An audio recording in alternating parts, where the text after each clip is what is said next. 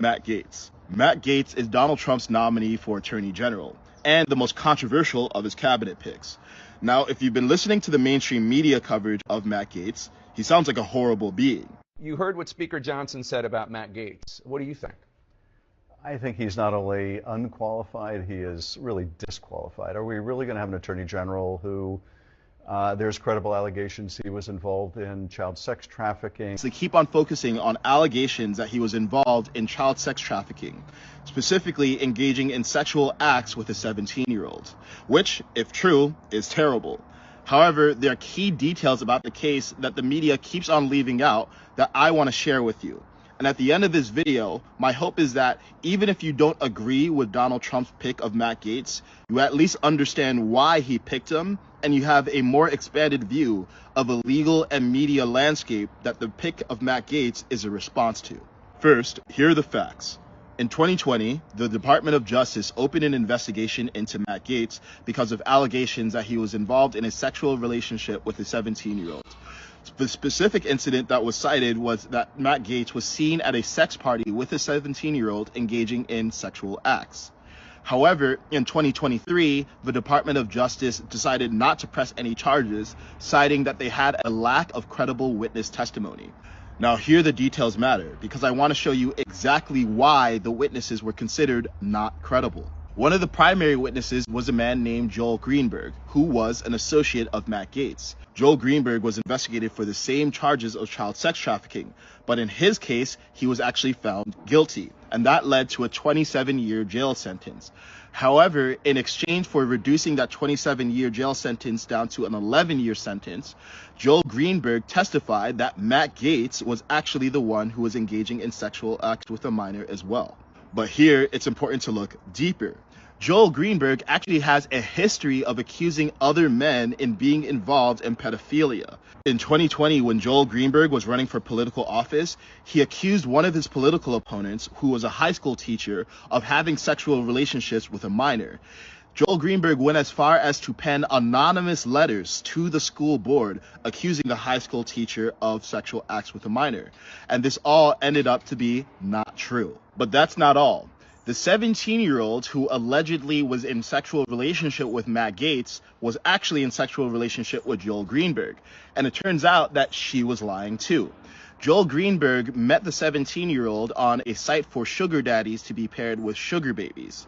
And in order to even get on the site, the 17-year-old lied about her age and presented herself as an 18-year-old so that she could get money from men, including Joel Greenberg, in exchange for sexual favors. So not only does Joel Greenberg have a history as a liar who accuses other men of pedophilia, the 17-year-old herself lied in order to be in this kind of sexual relationship with Joel Greenberg in the first place. Oh, and to top it off, there are unconfirmed but reports that this woman went on to be an OnlyFans actress. Despite the Department of Justice doing a 3-year investigation and deciding not to press charges against Matt Gaetz, the damage to his reputation has already been done. And it's worth noting that the House Ethics Committee is continuing to investigate allegations of misconduct by Matt Gaetz. But to be very clear, no evidence of criminal wrongdoing has been found, and the House Ethics Committee has not released any evidence that Matt Gaetz has done anything either criminally or civilly inappropriate. Now, it's possible that the House Ethics Committee investigation, which started last year, may uncover new evidence that Matt Gaetz has been doing something that the public deserves to know about. And it's also true that when Matt Gaetz got nominated to be Attorney General, he resigned from Congress immediately, meaning that the House Ethics Committee investigation is no longer valid because their purview is only applying to members of Congress, and Matt Gaetz is no longer a member of Congress. But at this point, there is no evidence that Matt Gaetz is doing what people are saying that he did. And he was investigated for 3 years by the highest prosecutorial body in the United States. But there's another question to be asked here, which is, why is Matt Gaetz being prosecuted and investigated with this level of vigor in the first place? Why is it the case that despite a 3-year investigation being done, another investigation has been opened into him? On one hand, you might think that where there's smoke, there's fire, and he's legitimately done something bad that needs to be brought to light. And if that's the case, I genuinely hope that it is brought to light in the process of confirming his cabinet position. But proponents of Matt Gaetz would argue that he's been in the crosshairs of his political opponents for years, specifically because he's been one of the most vocal supporters of Trump in Congress. Not only has Matt Gaetz been one of the most vocal supporters of Trump, he's been openly critical of a lot of other Congress members for what he views as outright corruption, like allegations of insider trading by people like Nancy Pelosi. Speaker Nancy Pelosi's husband cashed in on big tech just as Congress was set to pounce. Without objection.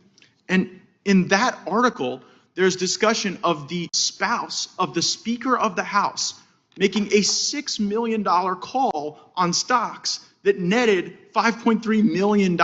He's also consistently called out other Congress members for taking money from lobbyists. When it comes to how those raise money, I take no lecture on asking patriotic Americans to weigh in and contribute to this fight from those who would grovel and bend knee for the lobbyists and special interests who own our leadership, who have boo all you want, who have hollowed out this town and have borrowed against the future of our future generations. Now, what's pretty clear is that Matt Gaetz is particularly bold among Republicans and Democrats alike, because it's highly unusual for a congressperson to go after other congresspeople for allegations of corruption. And this has been what's actually appealing to Donald Trump and the MAGA movement about Matt Gaetz, because they view the Department of Justice, the legal system, and Congress itself as having been weaponized against Donald Trump since day one. Specifically, they point to the seemingly endless carousel of lawsuits that have been levied against Donald Trump since he announced that he was running for president. As I've mentioned in some of my other videos, some of the lawsuits, like the one that got Trump the esteemed distinction of being named a convicted felon, seemed like they might have been at least in part politically motivated. People also point out that it seems like Trump is being held to a double standard, because despite the fact that Joe Biden himself has been accused of sexual misconduct, and Hillary Clinton, we now know, propagated a hoax that Trump was colluding with the Russians to steal the 2016 election, neither of those cases were investigated by the Department of Justice. So by this view, Matt Gaetz isn't a problem. He's a solution to the bigger problem of a legal system that is being weaponized against political opponents of the establishment. And by putting Matt Gaetz in the position of Attorney General, he can drain the swamp.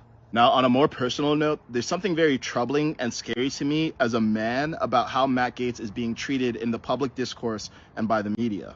The Me Too movement was incredibly important for empowering women who were genuinely victims of sexual assault to speak out against the men who abuse them and bring those men to justice. However, now it feels like the pendulum has swung in the other direction, and now we've created a culture where men are presumed guilty until proven innocent. And in Matt Gaetz' case in particular, these were pretty heinous allegations that were not ever found to be true, but they persisted to this day. And despite the fact that the Department of Justice didn't levy any charges, this seems to be something that continually just gets glossed over by the mainstream media. Now, you might not like Matt Gaetz, and there's plenty of reasons to just dislike him as a person. But that's not the same thing as saying that he engaged in sexual acts with a minor. If Matt Gaetz has done something illegal or unethical, the American public does deserve to know. And I hope that that does come out in the process of confirming his cabinet position. But in the meantime, we need to stop forming judgments of people based on rumors. If we as individuals proceed from an assumption of guilty until proven innocent, well, then it becomes impossible for anyone to ever recover from any accusation. It takes a lifetime to build a reputation, but only a moment to destroy it. And this could happen to me, and it could happen to you.